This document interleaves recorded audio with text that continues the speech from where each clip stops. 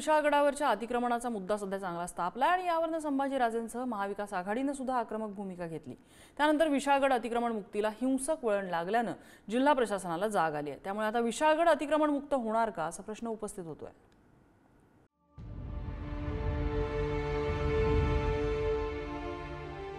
किल्ले विशाळगड अतिक्रमण मुक्तीला हिंसक वळण लागल्यानंतर जिल्हा प्रशासनाला आता जाग आली। अखेर विशाळगड गडावरील न्यायप्रविष्ट नसलेली अतिक्रमण हटवण्यास सुरुवात करण्यात आली।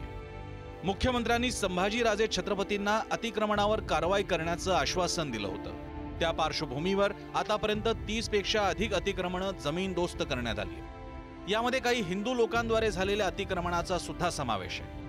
दरम्यान खासदार शाहू छत्रपती, आमदार सतेज पाटील यांच्यासह कोल्हापुरातील मवियाचे नेते उद्या विशाळगड इथं नागरिकांना मदत घेऊन जाणार आहेत।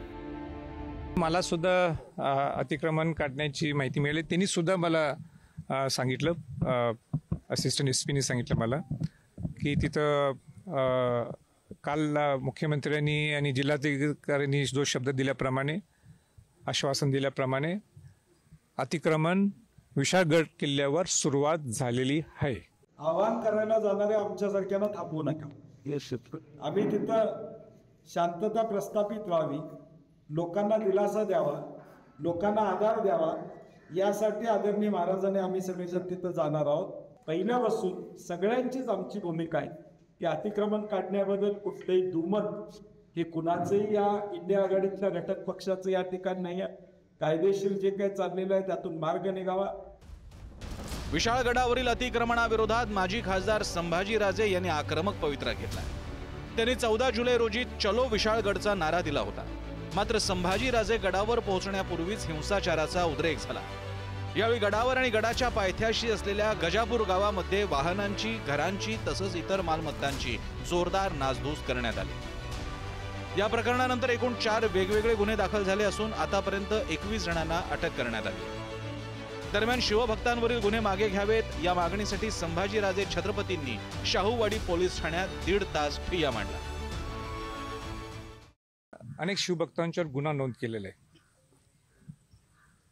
तर त्यांनाच जबाबदार धरण्यापेक्षा तुम्ही मला जबाबदार धरा आणि माझ्यावरच गुन्हा नोंद करा असं मी त्यांना सांगितलं।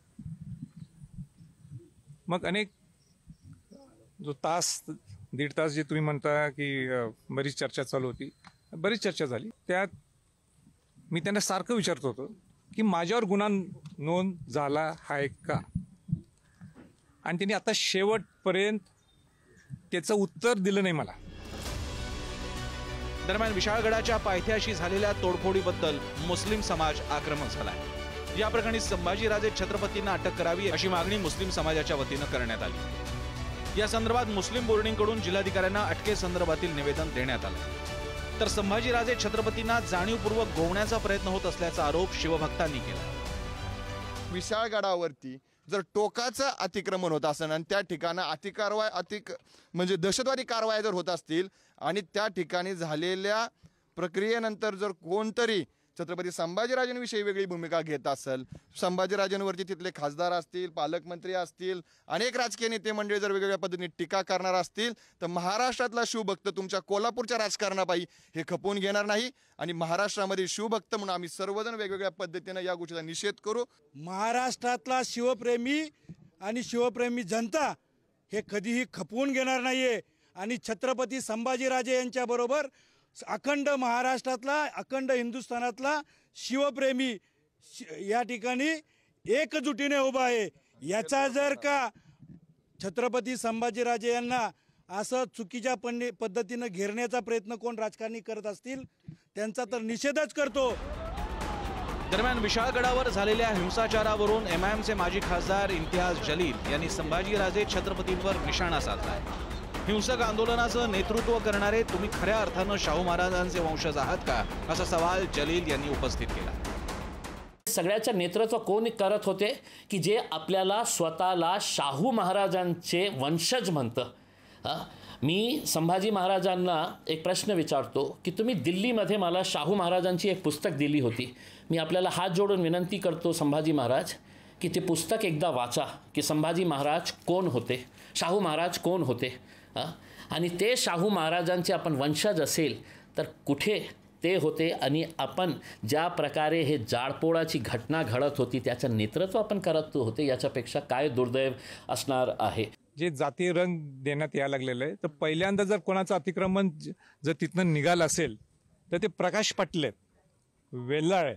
म्हणजे हे काय ठरवून केलेलं नाही आहे, पण जे पहिले 2 अतिक्रमण निघालेत किंवा काढण्यात आलेले आहेत हे या हिंदू समाजातले लोक आहेत.